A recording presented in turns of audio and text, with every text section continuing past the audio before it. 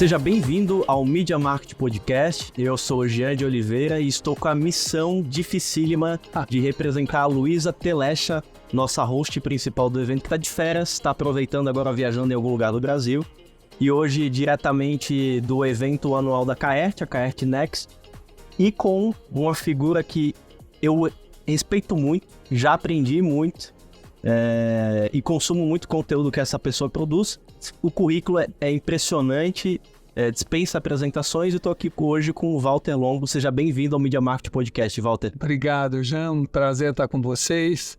E eu que sou fã do Grupo ND, claro, tenho o maior prazer ainda em estar aqui conversando sobre marketing, comunicação, tecnologia, etc. Boa.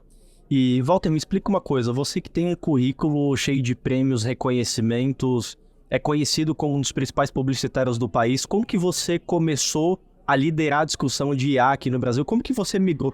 Não necessariamente migrou, mas adicionou, como você falou agora há pouco na sua palestra sobre IA. Como que você entrou nesse mundo? Olha, esse mundo, eu já estou nele há 20 anos, ou seja, eu tive um problema de saúde na família grave há 20 e poucos anos atrás. Eu era publicitário, tinha empresa, agência de propaganda, etc. E esse problema estava praticamente insolúvel, com dificuldade de resolver, quando alguém me falou: olha, tem uma pessoa nos Estados Unidos especialista nesse tipo de problema de saúde, você não quer ir lá falar com ele? Eu fui falar com ele, ele falou: olha, nunca vi esse problema, realmente é grave, mas tem uma nova ferramenta chamada Google, que talvez a gente encontre alguma resposta para esse desafio seu. E passamos um dia, uma noite. Foi a primeira vez que eu vi o Google. E acabamos descobrindo um médico em Hong Kong chamado Dr. Kwong, que estava fazendo um novo protocolo na época, que ninguém fazia. E o resultado disso, tornando uma longa história uma história curta, em 3 meses o assunto estava absolutamente resolvido. Então, eu vi com meus próprios olhos um milagre. O milagre da tecnologia, o milagre do alcance. Tanto que a partir daquela data, eu vou todos os anos ao Google como alguém vai a uma igreja por uma graça recebida. E eu passei a entender o poder da tecnologia. Então, de 20 e poucos anos para cá, eu me dediquei muito à tecnologia. Eu fui um dos primeiros que lancei podcast no Brasil, não é? Eu sou um usuário contumaz da área de redes sociais. Então, eu comecei a entender que a democratização do acesso à informação não somente salva vidas, mas consegue transformar o mundo. Claro que também tem seu lado de, muitas vezes, criar mais problema do que solução, e a gente está vendo em alguns momentos. Mas a verdade é que eu, de alguma maneira, passei a entender o poder da tecnologia, tanto do que ela tem de bom quanto ela tem de ruim, e passei a me aprofundar nela desde essa época. A inteligência artificial é mais um degrau na subida dessa escada. Que incrível. E você falou na sua palestra, nos conteúdos que você participa em podcasts, entrevistas pela internet, muito sobre as competências que a gente precisa desenvolver nesse momento que a gente está agora. Poderia dar uma palhinha sobre essas competências e skills? Claro, olha.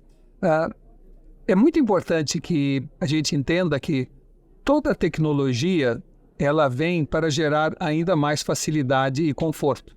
Então, vou pegar uma outra tecnologia, automóvel. Há 100 anos atrás, ele surgiu, tornou a necessidade de andar muito menor, a necessidade de fazer esforço físico muito menor.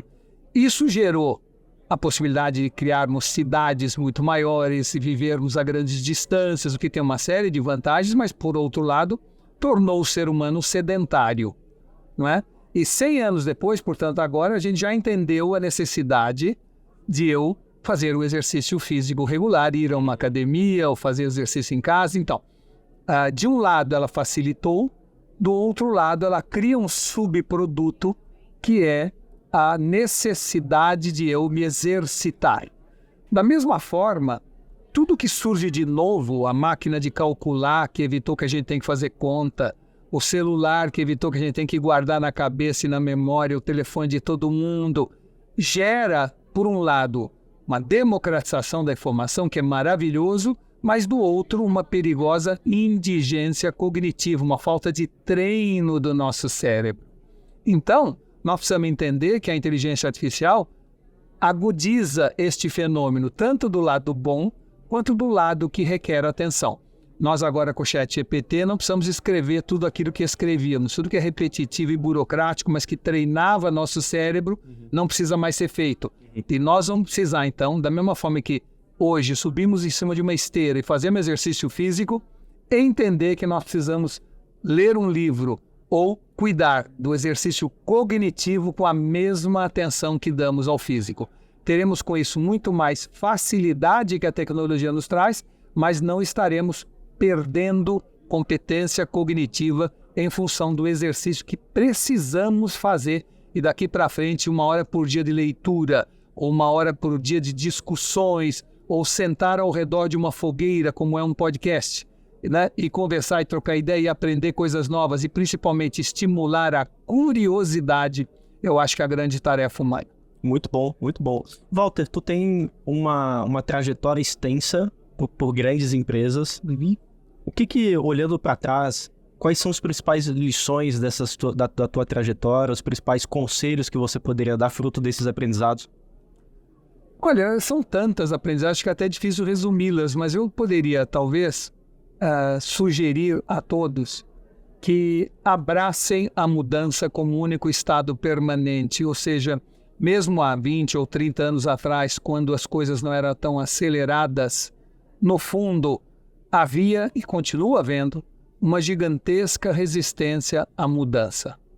Só que essa resistência, ela nos leva para trás e não para frente. Então, gestão de qualquer negócio, seja quando eu era presidente do Grupo Abril, seja quando eu era sócio do Roberto Justo em agências de propaganda, seja quando eu era funcionário de muitas agências de propaganda como a MPM, o que ficou claro para mim é que gerir qualquer negócio nada mais é do que ter a capacidade de dividir seu tempo com sabedoria entre pendência e tendência. O problema é que as pendências são tantas que acabam nos afastando das tendências. Então, eu sempre me forcei a ter um olho na pendência e um olho na tendência sem perder a essência. Eu acho que esse é o trio de sucesso de qualquer organização. E essa seria a dica que você daria para as agências e para as empresas de comunicação? Isso, olha, a gente tem muito o que falar e um programa como esse não ia esgotar. Eu diria que nós tomamos uma decisão nas agências de propaganda há 2 décadas atrás, eu diria lá pelo ano 2000, de deixarmos de fazer uma propaganda aspiracional e passar a fazer uma propaganda identitária. Eu considero que isto foi uma decisão politicamente correta, mas que trouxe consequências que precisam ser revisadas. Por quê? Porque pessoas compram produtos para serem uma melhor versão delas mesmas.